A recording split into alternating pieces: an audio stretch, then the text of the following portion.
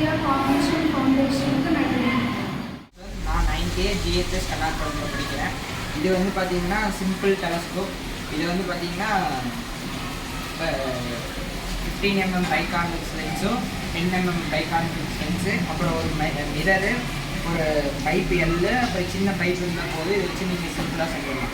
இது வந்து 15 mm பைகான்வெக்ஸ் செய்ய இது 15 mm பைகான்வெக்ஸ்னாலையும் 10 mm பைகான்வெக்ஸ்னாலையும் நமக்கு டிஸ்டன்ஸ் இருக்கிறது கூட நியரஸ்ட்டாக தெரியும். இப்போ நான் வச்சு காமிக்கிறேன்.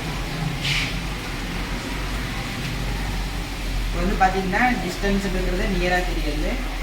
இதுக்கு நான் வச்சுருக்க பேர் வந்து பார்த்தீங்கன்னா லோ காஸ்ட் டெலஸ்கோப். இதுக்கு எனக்கு